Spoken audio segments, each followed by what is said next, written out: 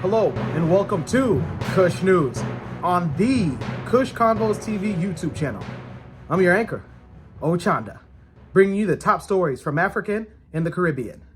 Let's look at today's top news from Saturday, March 18th, 2023. In Malawi, strengthens resilience as Cyclone Freddy and the death toll rise in Malawi. The organization known as ActionAid International has stated in its press release that a global humanitarian operation operating in the country needs to urgently assess the impact of the tropical cyclone Freddy and provide vital assistance to the worst affected survivors and support rescue efforts.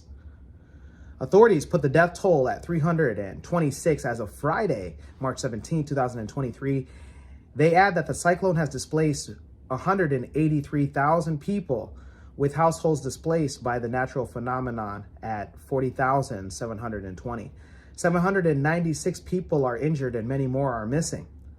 In his press release, ActionAid International notes that the devastating impact of the cyclone has left many people in dire need of humanitarian aid. Their confession is mirrored by some of the victims. Officials of the organization interacted on and with the ground of their personal accounts of the devastation have been included in the press release. Maria, who was displaced by the storm in Kampira village, said that she's lost all her property and that she's in urgent need of food, shelter, and clothing. Women and children and girls are hit hardest by climate disasters. During the COP27 COP Climate Summit last year, wealthy states in the global north pledged to set up a loss and damage fund so that countries can rebuild at the aftermath of severe weather events, such as Cyclone Freddy. Governments must now act to make this fund a reality and deliver for those on the front line of climate chaos. ActionAid is a global federation working with more than 15 million people. And they state, we want to see a fair, just, and sustainable world in which everybody enjoys the right of a life of dignity, freedom, from poverty and oppression. For those that are in Malawi and the neighboring countries, let us know what's going on the ground. Drop a comment below. Let's go to Zambia. Zambia sends humanitarian aid to Malawi. It is reported that the donations of food and non-food items such as maize, chlorine, blankets, tents for displaced people are being donated from Zambia to Malawi. The Cyclone Freddy has devastated effects in Malawi, with the death toll rising above 320, while the number of people injured and those missing have been risen to 796 and 201 respectively. This comes at a time when Malawi's government has been asking for more help from the international community, and it's good to see that the Zambia National Broadcasting Corporation reports that the Zambian government is doing so. Those in Zambia, thank you. And those in neighboring countries that are not getting the recognition, thank you as well. We at Kush Convo salute you to our African countries in Southern African region helping out from the disaster. Now let's stay in South Africa. Let's go to the country, South Africa. South Africa police say the opposition protests scheduled for Monday, March 20th are not just a shutdown, but an active bid to overthrow the to overthrow the government. The opposition party, known as Economic Freedom Fighters, EFF, is organizing nationwide protests against the country's power crisis and has called on President Cyril Ramaphosa to resign. An official stating that this is an attempt to overthrow the government. This is not a shutdown, but it's anarchy. KwaZulu-Natal Police Commissioner Lieutenant General Kwazani said on Friday while briefing media on security plans to deal with threats posed by the protesters. The magnitude of these threats differ from other planned shutdowns, and that's why we have to be extra vigilant, said the Lieutenant General.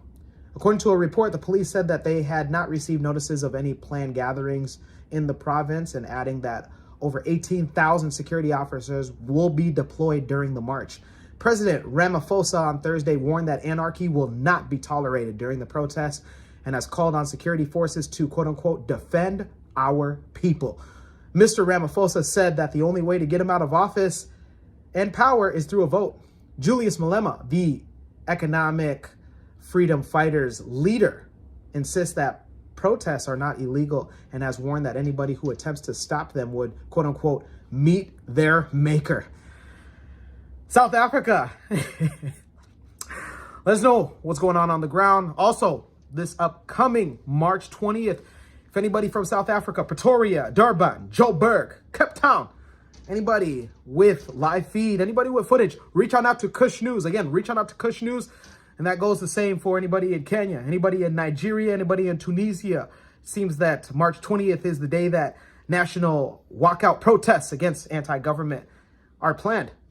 Reach on out to us at the email address in the description box below. We'd love to broadcast that national feed. Let's keep going. Let's go over to Nigeria.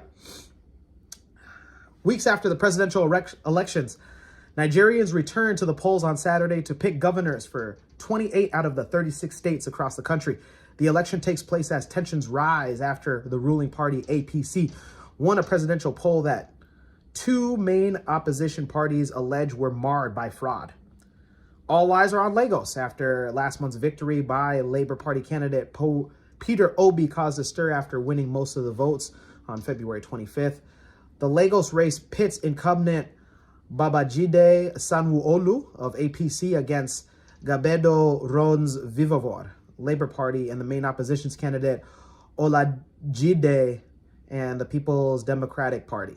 The Labour Party candidate for Lagos state governor is hopeful of change. He stated that this election is a battle for the soul of Lagos, is a battle where we want to put in government for the people that works for the people and is focused and centered on the interests of the people, not current state capture that has happened in Lagos for the past 24 years.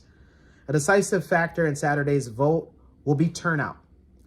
In Saturday's vote, it will be turnout. Turnout at the last presidential election was the lowest in the country's history. And we go for those in Nigeria. Let us know what's going on the ground. Drop a comment below. Let's head over to the Caribbean. In Jamaica, no new taxes. It was announced this week that no new taxes will be introduced to finance the government's $1 trillion budget for the upcoming fiscal year, announced by the Minister of Finance and Public Service, Nigel Clark, as he opened the 2023-2024 budget debate in the House of Representatives back on Tuesday, March 7th. He indicated that the 23-24 fiscal year represents the sixth consecutive fiscal year in which we have not introduced new taxes for the people of Jamaica, and it's the eighth year where we have not a new net tax. These policy changes will likely generate substantial and more support domestic economic activity.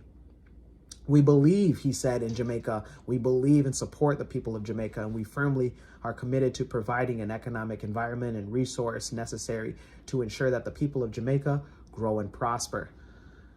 The corresponding primary balance required for debt service and to generate the target fiscal balance is approximately $165 billion or 5.6% of Jamaica's GDP.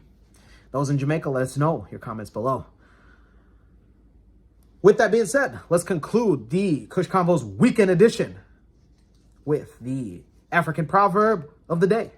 And it comes to us. It's a Zulu proverb from the Zulu Nation.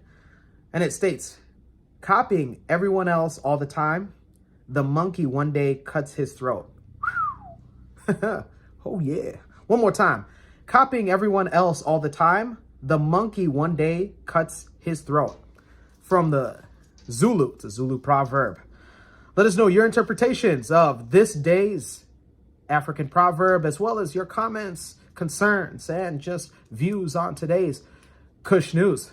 For Kush News on Kush Convos TV, I'm Ochanda. See you next time.